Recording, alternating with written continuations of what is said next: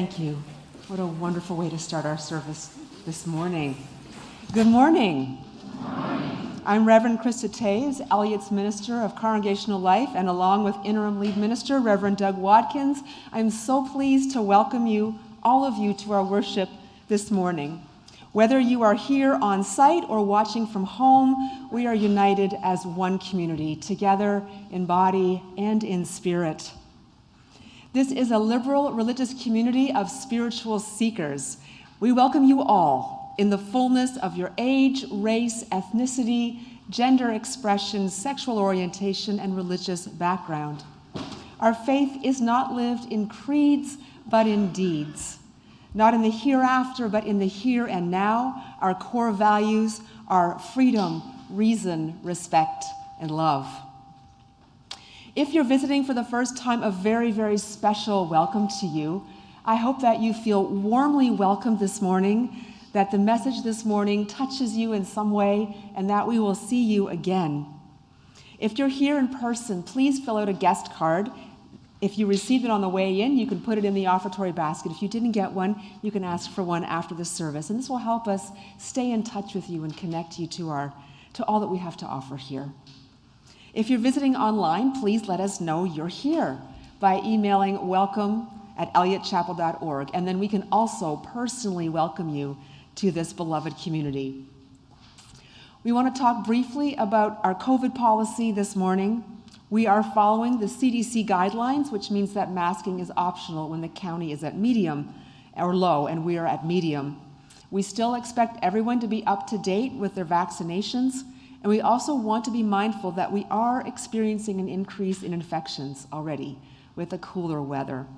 We don't want this congregation to contribute to a surge, so let's be mindful of this in the choices that we make.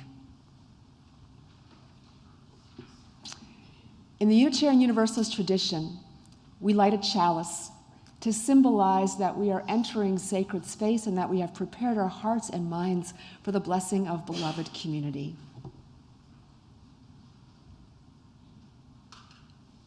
We light this chalice in honor of first steps, for beginning even when the path ahead is unclear, for the courage it takes to trust that the way will reveal itself, that light will come to clarify our vision, that friends will be by our side. May the words, song, stillness, and common breath of this hour remind us that every step of the way is never one we take alone. May the spirit of the seventh principle, affirming and promoting our respect for the interdependent web of existence of which we are a part, strengthen our connection to our faith as we explore today. I invite you now to rise as you do for our opening hymn, number 21, For the Beauty of the Earth.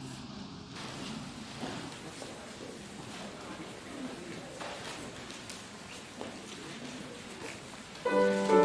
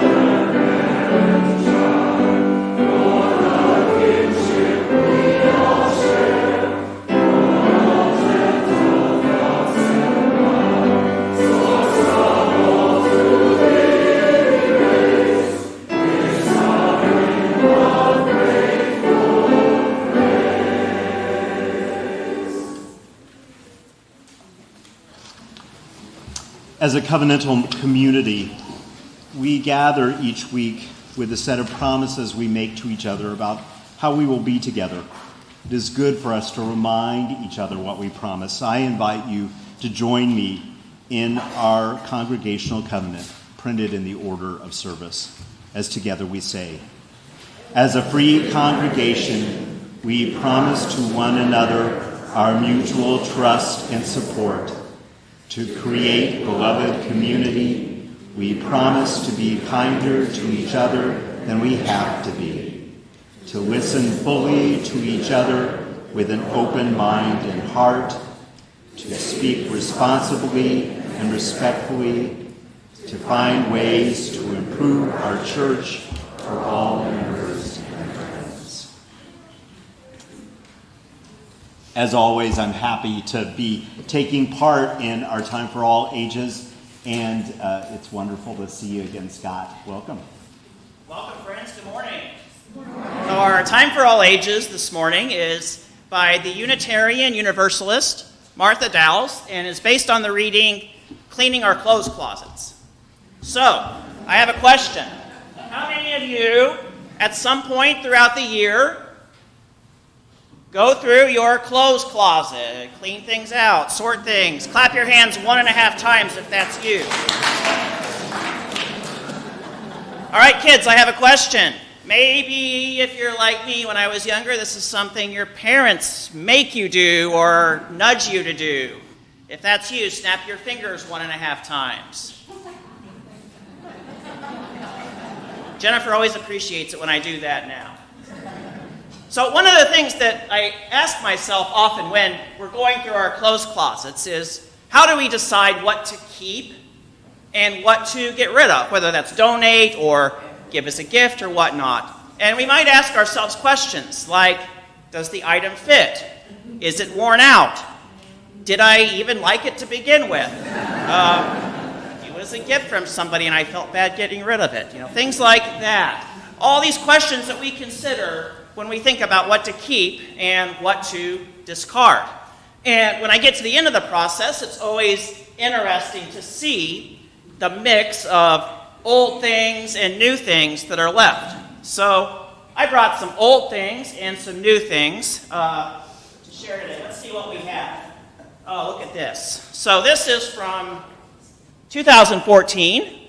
So from the very first year that I was on staff at the Unitarian Universalist Youth Midwest Leadership School in Wisconsin. Fantastic experience. Loved it. This shirt, even though it's old, it's a great reminder of that experience, and I'm keeping this. So, very cool. All right. Got some more old things. So this beauty. My throwback St. Louis Blues hockey sweater from 1997. Still love wearing this, and think I'm going to put it on right now, actually. And really enjoyed wearing it in 2019 in June when the Blues won the Stanley Cup. I like to keep reminding myself it actually happened. And here's a new thing. This is a beauty, too. Brand new thing. Gift from a friend, the future Hall of Famer himself. I think I'll just put this on, too. All right. So old things, new things. What do we keep? What do we discard? What still has meaning? All really important questions to ask when we're cleaning our closets. This has particular importance to me because, as most of you know, every 2 years I move, sometimes a very long way. And so I have become really pretty extreme about tossing or recycling things that I don't use, including some things that have some sentimental value. And there's a practical component to that, but what I also actually really love about it is that it forces me to think every couple of years about whether I've used something, worn something, and what I should do next, and to travel and have a lighter footprint on the planet. And so there is a connection in our deeper values and what we choose to do. Let's think about this also in terms of church life. So when approximately did this church come into existence? When did that happen? Just yell it out. So somewhere it actually formed, not here, in 1953. And so in the 50s and 60s it existed. So first, let's think about clothes. How did clothes look back then? Were there things that were really different, probably, in what people wore back then?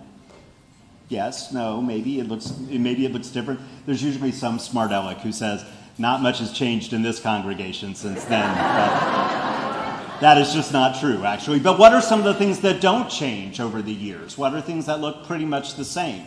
Like, I'm thinking about some things you might wear in the winter, like gloves and maybe a woolen hat. No, exactly, don't do that, no. So there are some things that are the same and some things that change.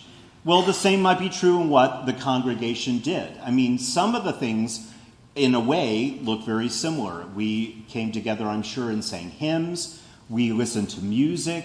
We offered meditations and prayers. We had readings and sermons. But also think in your imagination how the content and the focus of each of those things probably changed quite a bit over the years, some in a variety of ways.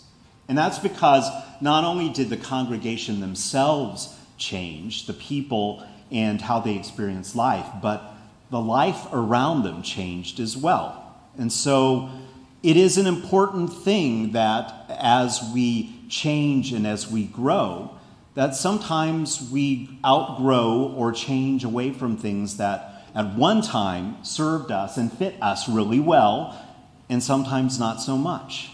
And so one of the things that we do in this time of transition is be very thoughtful about that, to explore together what are some things that maybe we've done for years that really don't fit who we are or who we want to be in the future. And what are some things that, like these wonderful things that you have wrapped around you, we want to keep because they remind us of things that we love or memories that are important to us. But the main thing is that we want what it is that we carry with us, whether on the inside or the outside, to reflect who we really are deep inside of us, the things that are most important to us, at least in some way, the things that we want to remember. And so in this time and in this month, when we think about change, it's important for us to think about what we want to carry, what we want to wear around us to remind us of who we are. So we'll do more exploration of that as we continue in our service this morning. I hope all of you have a wonderful time in conversation, and I look forward to hearing about what you did in religious education at the end of the service.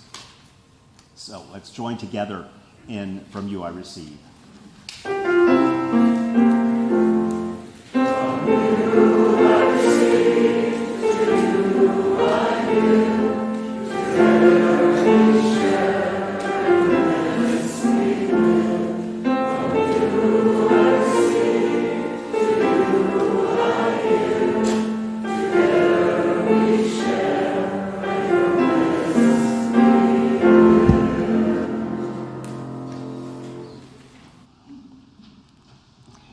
I invite you to join with me in the spirit of prayer and meditation as you are willing and able. Our prayer today is by Lynn Cox. It's called The Heart of Both And. Spirit of life, ever adapting and renewing, we come to you.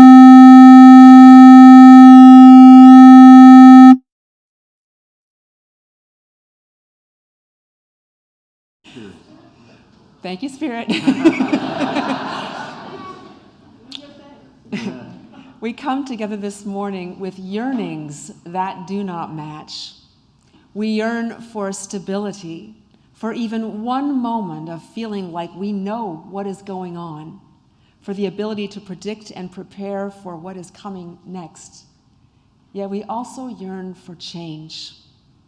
We ache for a world that turns aside from racism, violence, dehumanization, and disregard for suffering. We pray for a change in the illness, grief, isolation, incarceration, and vulnerability of our loved ones. We reach for connections that will remind us that we are worthy as we are. And we reach for connections that will help us to become our best selves. Hold us in the heart of both and. Cradle us in the mystery. Cherish us in the eternal presence of love and encourage us on the path of growth and development. As individuals and as a people, help us to become who we are called to be. Lead us to open pathways to deeper wisdom through reconciliation, self-respect, and mutual respect, compassion, owning and making amends for our mistakes. Source of wonder, move us to express and live in gratitude for the beauty of this world, the loving people in our lives, and this day of possibility. To this we add the meditations of our hearts as we enter into a time of silence.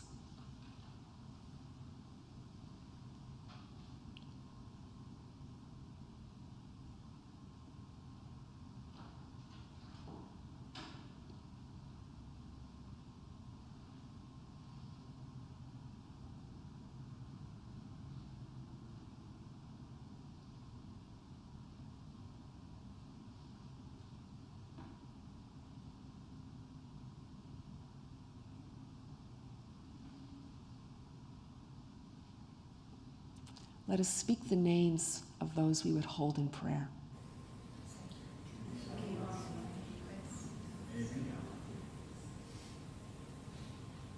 The names spoken and the prayers within our hearts be held and blessed in this beloved community. Amen, and blessed be.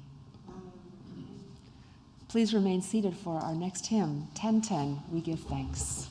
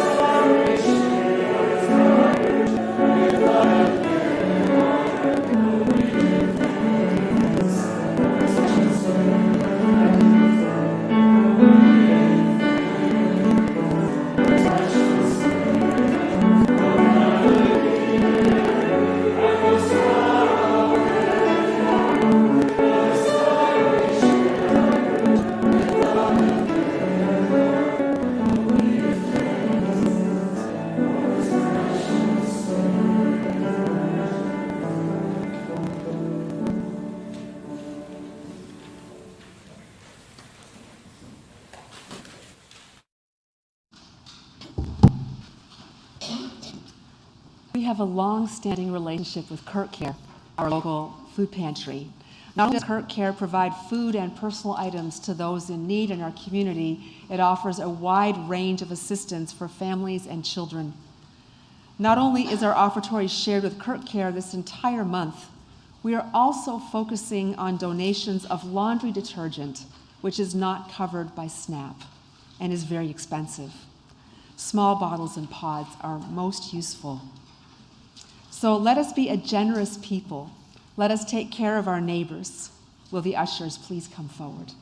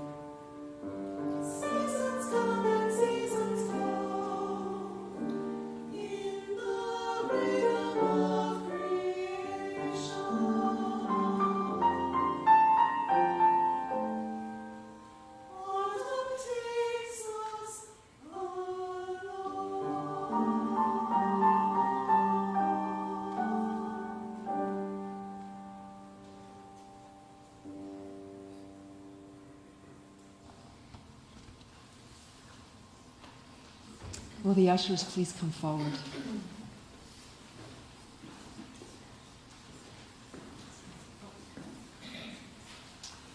Let us together bless these offerings with the words printed in our orders of service.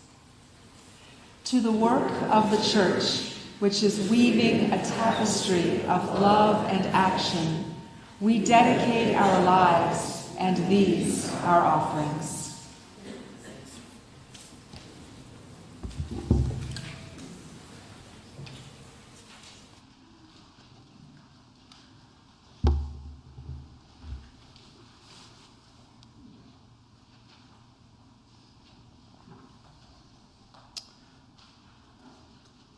Our reading this morning is taken from the writing of the 6th century philosopher writer Lao Tzu, who is one of the major sages and contributors to many of the Chinese religions. He wrote, "If there is to be peace in the world, there must be peace in the nations. If there is to be peace in the nations, there must be peace in the cities. If there is to be peace in the cities, there must be peace between neighbors. And if there is to be peace between neighbors, there must be peace in the home. If there is to be peace in the home, there must be peace in the heart." Here ends our reading.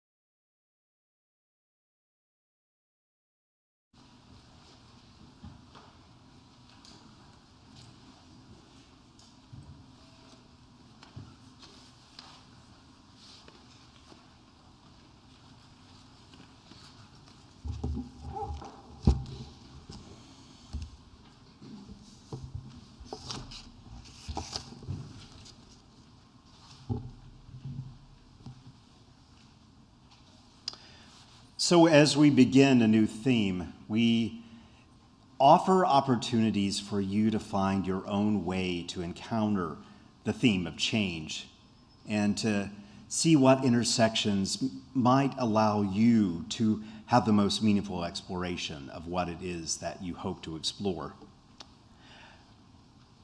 I start with a story from my colleague, Amanda Poppy.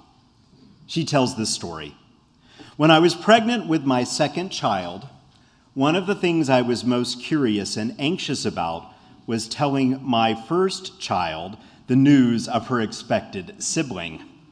She was 3 at the time, and I wasn't sure how much she would be able to grasp about the major change in her life that she was about to undergo. I was ready to answer any questions she might have honestly and age appropriately.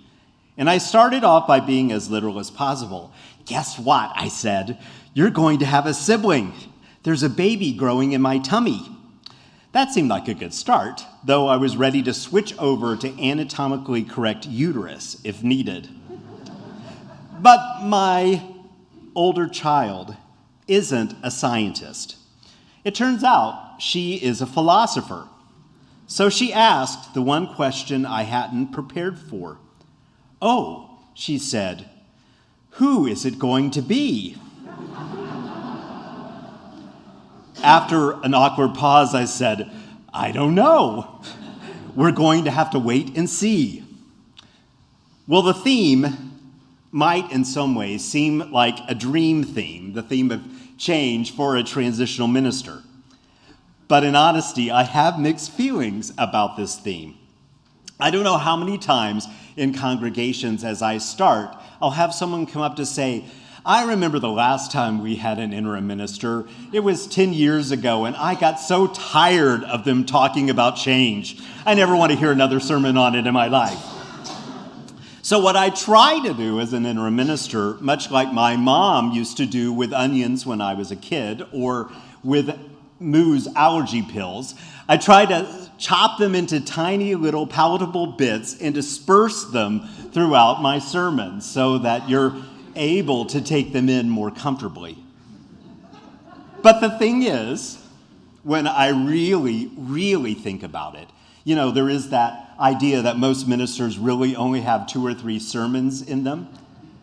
Well, if I really push into what are the 2 or 3 things that are really worth exploring and saying to you again and again, I'd be hard-pressed to think of anything that is more deeply meaningful, more troubling, more powerful than thinking about how we encounter change in our lives. Because we do it again and again, whether it is loss or wonderful changes like a new life in our midst, or a relationship change, or the changes in our body, or the changes around us. All of it is not only powerful, but it asks much of us. It asks us to explore things thoughtfully and powerfully. So at least 2 pathways into this theme have to do with, first, the way that we encounter personal change. Anais Nin wrote, "And the day came when the risk to remain tight in a bud was more painful than the risk it took to blossom." Well, in one way, we encounter many of our personal changes as something that doesn't really so much feel like a choice. The choice is in how we choose to encounter the change. But there's also another way that we might think about some changes in our life that's captured by the poet Sue Ludwig in the poem Sprout. She writes, "I am in search of my life, not the one I was dealt, but the one I want to have, not the one repeatedly stomped into the ground, popping up where I least expect it, but the one where I wake up each day excited to be on a path, blooming with maybe nothing I expected, but everything I wished for. I have been tending to the hard work. I have unearthed and tilled and reseeded the dead areas I am beginning to see sprouts. Life growing, green life, pushing against gravity, the weight of the earth to find light. They are in search of their life. They know more than I how to shed the confines of the seed. Thanks for its lesson and grow. With the aspect of change, we are called to think about our own lives often. Because whatever the change is, the way that we encounter it is how the deepest part of us is able to take in that change and do something with it. And so I am reminded that one of the most powerful ways that we may understand change is that not only is it always with us, it isn't a question of how we will accept change, but that always, in some way, it brings us face to face with grief.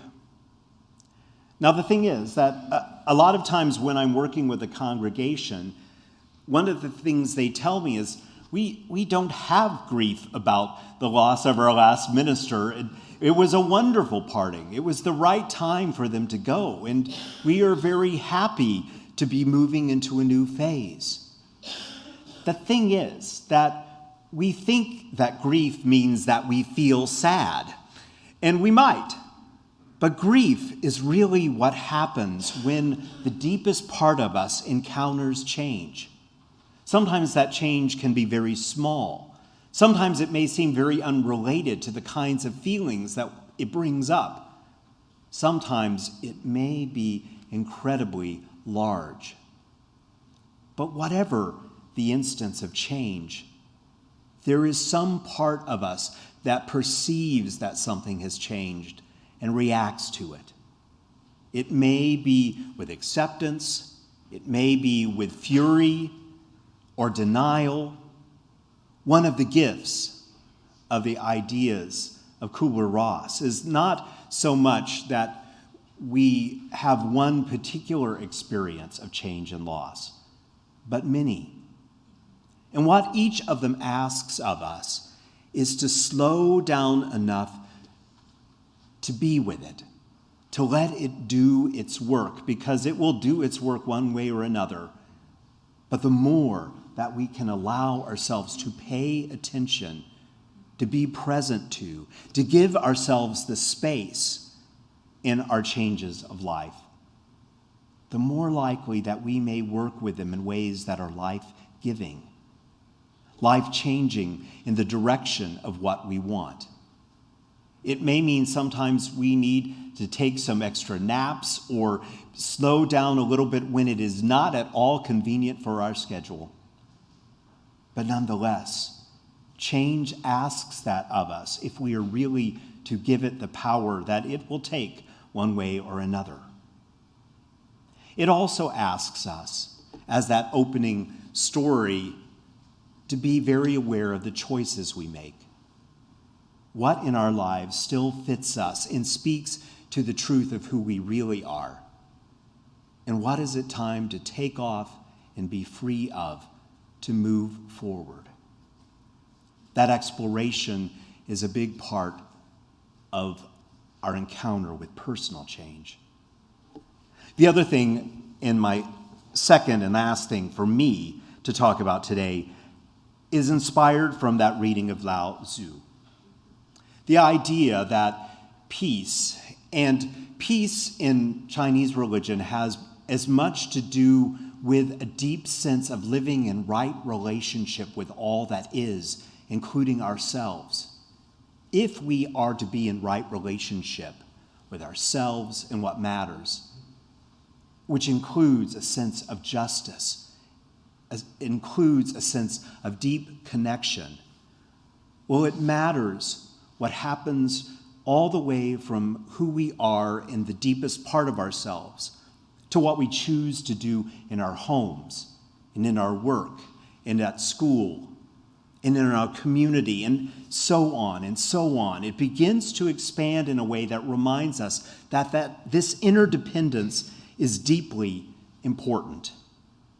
Rhonda Magee wrote in The Inner Work of Racial Justice, "We need an ecological approach to justice that includes inner work, interpersonal work, and intercultural systemic work, meaning working within ourselves and between ourselves, and then working to change the systems that we're living in." And yet often when we think about this work of change, of social change in the world, yet another important pathway to change, we tend to expect of ourselves something that is very similar to what we see around us, or we want other people to tell us what work we need to do in order to change the world. When in truth, the most powerful way that the world is changed is for each of us to decide how we are agents of change in the world and within ourselves, to do our own work. Howard Zinn, who studied the history of social change, reminds us, missing from history are the countless small actions of unknown people that led up to great moments. When we understand this, we can see that the tiniest acts of protest in which we engage may become the invisible roots of social change. We each need to find our own way. And that seems especially important in this time. I don't know about you, but I am deeply anxious about what will happen after the upcoming election. Whatever it is, we know that there will be yet again much turbulence ahead of us. And so, it is essential that we find our own way through that, at the same time that we remember we are not alone in the ways that we connect with each other. We are able to do so much together, each contributing as we can. So, finally, coming back full circle to my opening story and Amanda Poppy's exploration of change. She wrote this: "In the growing time of my life, my soul experienced something like the growing pains I remembered in my legs as a child. I became a minister, a mother, a middle-aged person, and it's usually been uncomfortable, almost always inconvenient. The old me seemed fine, the one I was yesterday. Why bother with all this shifting? And yet, when I come out the other side, I invariably think, ah yes, this is the me I was supposed to become. This is who I am. Until that next time, who is it going to be?" Here ends our first reflection.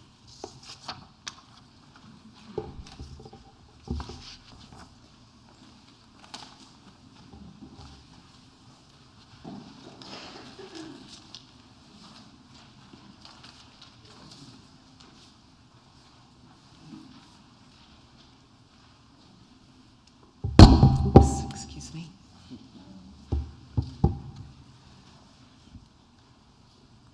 We are a faith tradition that often proclaims that we embrace change.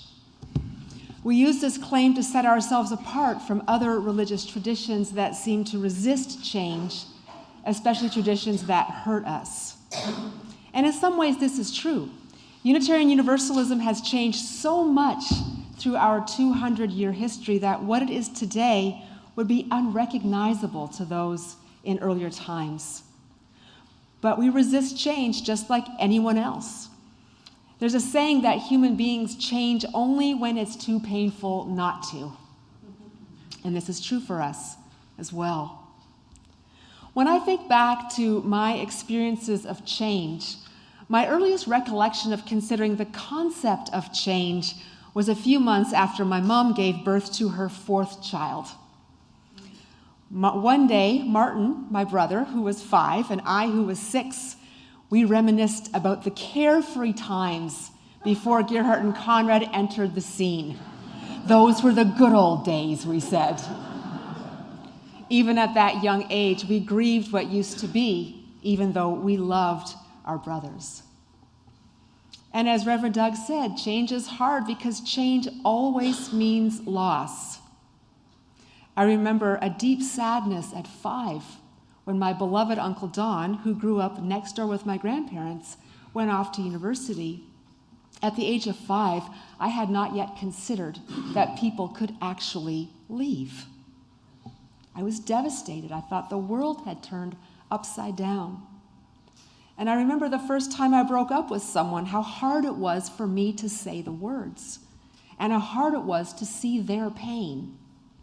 I couldn't be myself in that relationship, and I was terrified and exhilarated at who I might become in this place of possibility. Change is something that I have to build up to. I have to gather my courage for it. Like many introverts, I prefer to plan for it. I make budgets for it. Emotional budgets, spiritual budgets, financial budgets. But then come the times when you can't budget for change.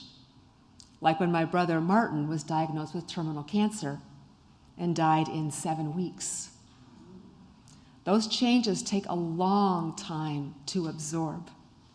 But we can prepare for those changes by building networks of love and support throughout our lives.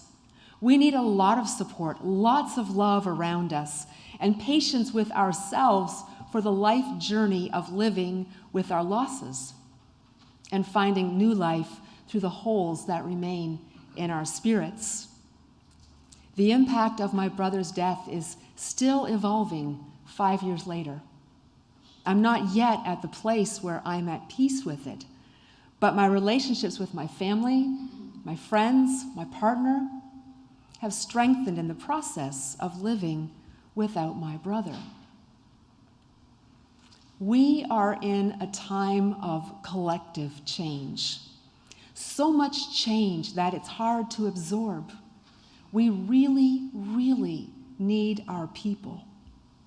The change we're both creating and dealing with is constantly updating on our cell phones. It's in the climate crisis that has been predicted for so many generations that there's no doubt we are in.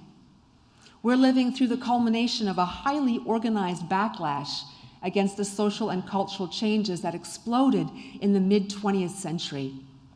Times that many of us look at with awe because of what was unleashed, because of the social advances that so many of us fought for, that many of our Unitarian Universalist ancestors yearned for, and that my generation and the ones after me have made our own.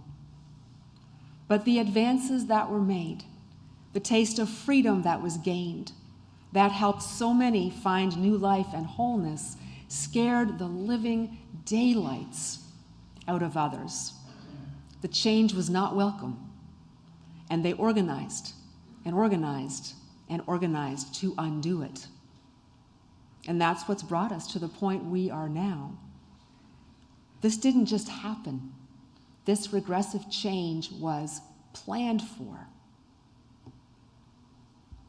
Planning for change is a spiritual journey, a religious journey, a personal journey, a social journey, and it is a political journey. And all of it is always deeply interconnected. The individual changes we make to claim freedom and wholeness, the changes in our earth, and everything in between. It's all part of the same web of life, of which we live and breathe and have our being.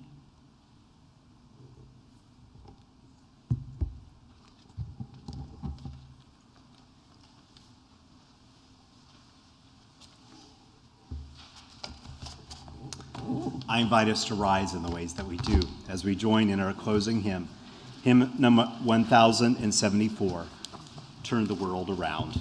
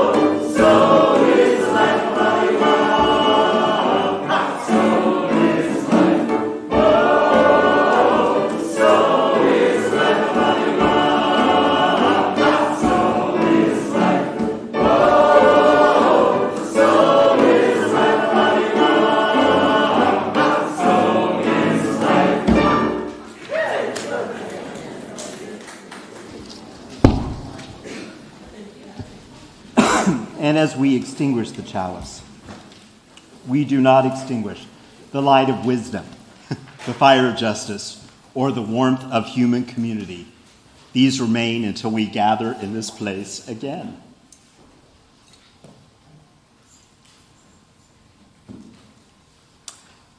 And as we receive our final song, it is a spiritual that is offered in a gift, in a spirit of hopefulness, and to inspire us and to motivate us to be parts of agents of change in the ballot box and beyond.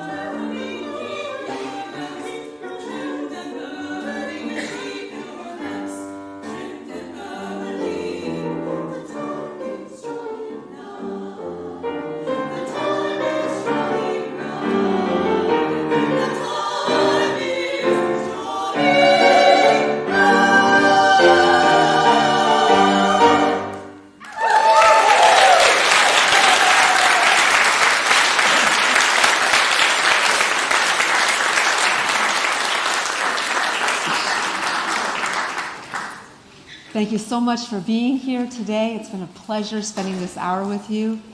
Go in peace.